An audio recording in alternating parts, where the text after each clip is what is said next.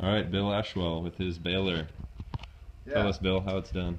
Okay, well, one of the passions that I've always had is to build a straw bale building. I saw this about probably 10 years ago, and I thought I'd really love to do a straw bale building. So here we are. This is we're sitting inside a straw bale building, which is part finished. These walls are made out of these bales. As you can see over here, we've been making our own bales. That gets used as a building block, which is then tied together with a mesh, as we can see over here. We have a mesh that is coating on the outside and the inside, going over the top of the wall, and it gets stitched to itself. So you push what's called a bale needle through the wall, tie it off with some wire, pull it back, tie it off on this side, and it becomes a monolithic wall. Each one of these bale courses is also stitched into the bale before using some bamboo rods, which you push through. And then right at the end, I also put a 16mm steel rod all the way through, tied off onto the roof, so that creates a nice amount of support for this building. So when we wanted to do it in Nepal, we were thinking, how do we get straw bales, because straw bales aren't available in Nepal. But we do have a lot of straw. Rice straw is a very good product for making bales. And so we came up with this hand baler. Basically, it's got a fulcrum, and there's a chamber where you feed the straw in, and that converts the straw. So the idea basically is, you take your straw. It usually comes in what they call mortar here, is little sheaths of straw. You want to disconnect these sheaths of straw. You don't want to have bundles of straw going in here, because the strength of the bale is much better when this is all jumbled up. So you take your mortar, you split it up, and you stuff it into this chamber right here. And then once you've stuffed it in, this is just for demonstration, we're not filling it up completely, then you push that straw in, push this back, and then again fill the chamber. Now, the first bale coming through will eventually ride up against an end support which goes over here. I'll just push this through.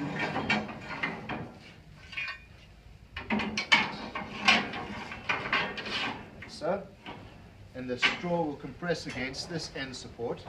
And then when it's pushed right through up until about this area, or up until around about here, you put the second one into the chamber, fill the straw again from behind it, and you push it through until the back spacer comes to around about here. And this is about the length of a standard bale.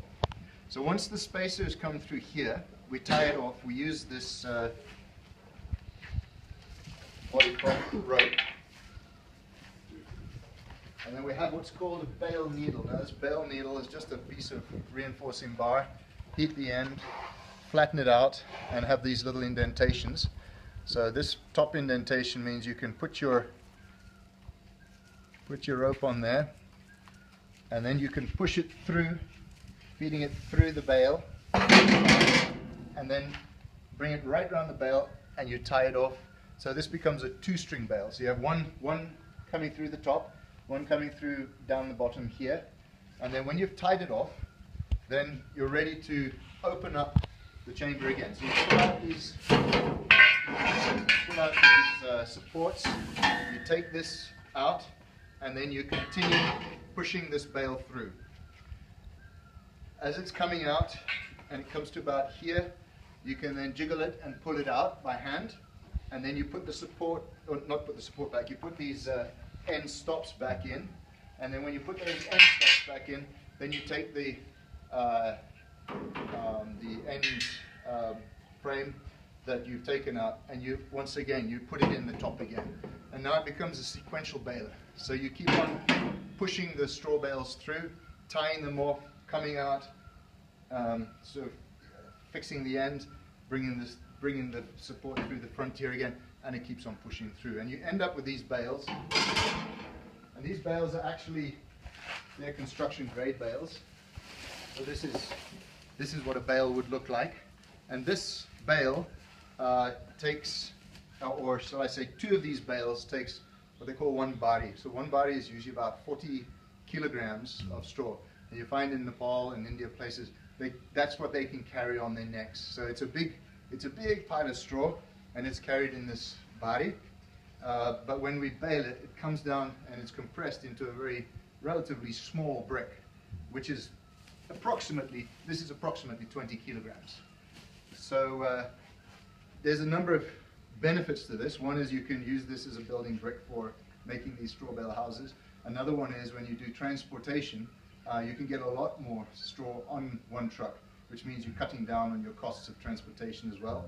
And of course, when you're storing it, you may need a much less or smaller space to store it. So there's a lot of advantages, even just making bales, even if you're not going to use them for housing.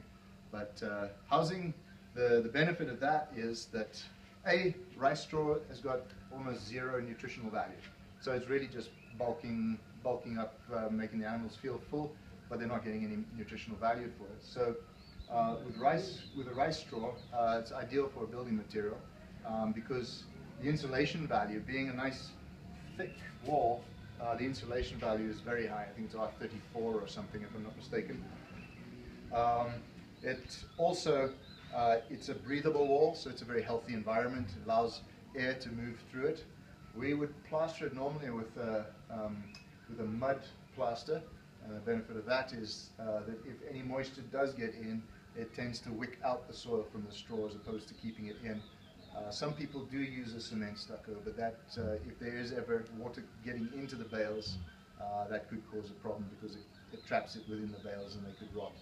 You want to have a relatively good overhang so you don't get driving rain hitting the walls. And then of course your final coat, you build up the coats in about four stages.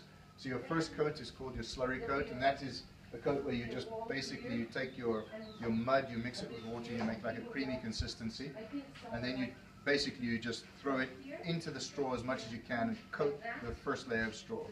Then the next coat is a slurry coat, which is again a finish coat, which what we do is we take it up to where the wire is, and then after that you will take what's called a infill coat, and that takes up all the undulations in the wall. This wall hasn't got support from the top because it's affected by that sheet, so it's buckled a little bit. So the infill here would cover this indentation, these two indentations, and then you can get a nice straight wall.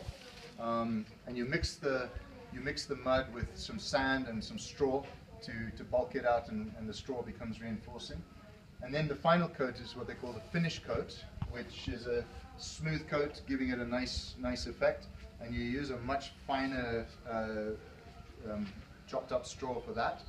And then the final coat will be a color coat, which you can use your ratamato or you can use your camero, the white clay or the red clays, and that gives you a final finish coat. For that, the best would be to use a glover, a cow dung, because that also gives a little bit of a sheen to it. It's got a little bit of water resistance for water permeating into the structure. So it would be good if you've got some kind of supply of glover, cow dung. That would be the best to use. So that's it. Thank you. Can you explain your foundation a little bit? Yeah. The main challenge with straw bale is that you want to stop moisture getting into the bales. If you get moisture in the bales will rot. Also, you'll get all kinds of funguses growing, and that's unhealthy. So what you want to try and do is you want to keep them protected from any kind of either driving rain or water moisture wicking up into the structure. So we put down a base course where you have some gravel stones, and that stops the water from wicking up. There was also, we've bent these all up over, but this also enables us to have what we call toe-ups. And the first course of the bale gets compressed onto these toe-ups, which gives it a very firm base. So in the event of an earthquake or whatever, the base is very stable, it doesn't shift. And then, like I say, we pin the bales to each other. These are the bamboo pins. We make them ourselves. We just pin one bale into the next bale. And as we go up, we keep on pinning the next bale into the one before it. So you keep building your wall up, and at the end you just drive a rod all the way through and tie that off to your roof, so it becomes nice and stable. How deep is the gravel? This is down to the floor here, so it's about not even a foot, I think. Does the slab go under the gravel? 8 inches. The slab? Does this slab go the under the slab gravel? goes under the gravel. Okay. And it's the same that would be along the outside here too? All along the outside, and then it also, the other advantage of this is it creates a good place to tie off your straw bale, your reinforcing mesh as well. So you tie that, you nail that into this foundation wall here, which means that it becomes quite nice and strong, and you can really tie in your mesh nice and tightly. Thank you, Bill. God Pleasure. bless you. And this building here survived the earthquake here in Nepal? Yes, without any apparent damage, right? Yeah, we lost 2.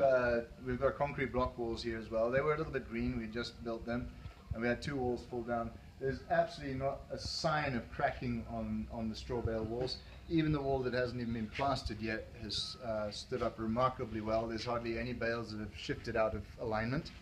So I think from that perspective, if it withstands a 7.9, it's proving the technology is a good one for any earthquake-prone environment.